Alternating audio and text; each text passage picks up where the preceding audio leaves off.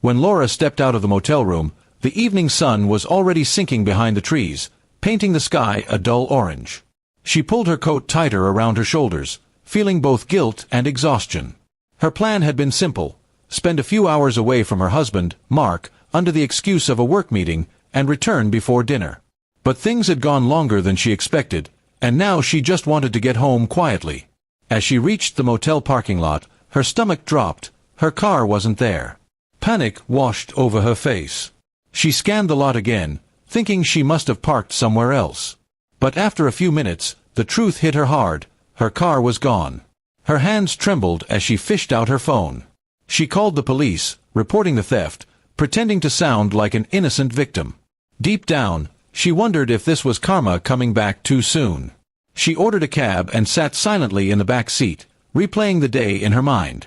The lies she had told Mark, the fake meeting, the false smiles, the fake text saying, "Don't wait for me, I'll be late." It all piled up in her chest like heavy stones. But what truly scared her was the thought of facing her husband without her car. Mark was sharp, observant, and lately more distant than ever. When she reached home, the front lights were off. That was unusual. Mark always left them on when he knew she'd be home late. She unlocked the door and stepped into the dark house. The air felt cold and still, too still. "Mark!" she called out softly, setting her bag on the counter. No response came back. As she moved through the hallway, she noticed something strange. The picture frames on the wall were gone. The wedding photo that had always hung by the stairs wasn't there anymore. Her chest tightened as she moved faster, opening drawers and cabinets. Many of Mark's things were missing: his clothes, his watch, even the old leather jacket he never wore. It hit her then: he had left. On the dining table, she found an envelope with her name written on it. Her hands shook as she opened it. Inside was a single key, her car key, and a letter.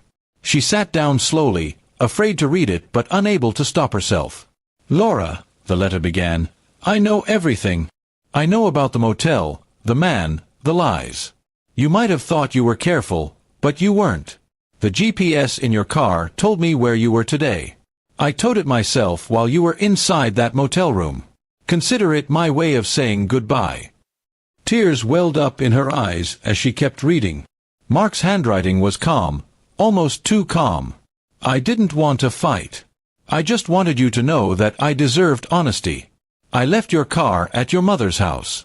You can pick it up when you're ready to tell the truth, to her, to yourself, or whoever still listens." Laura dropped the letter on the table, her vision blurring. She felt an ache deep inside, not just because she'd been caught, but because of the quiet dignity in Mark's words. He hadn't shouted, hadn't destroyed anything.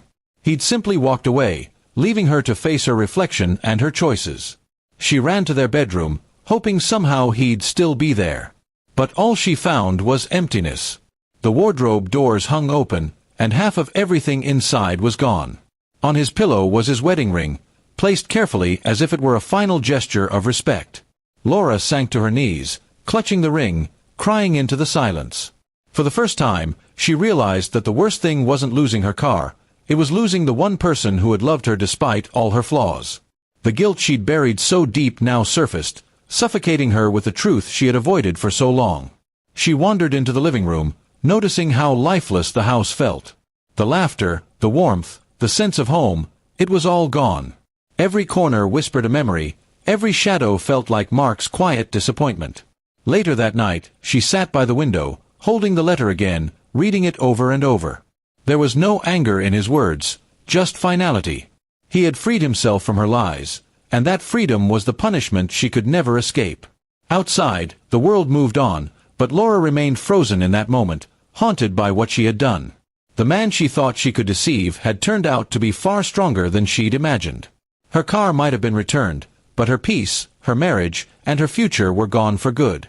And as she sat there in the quiet dark, she finally understood.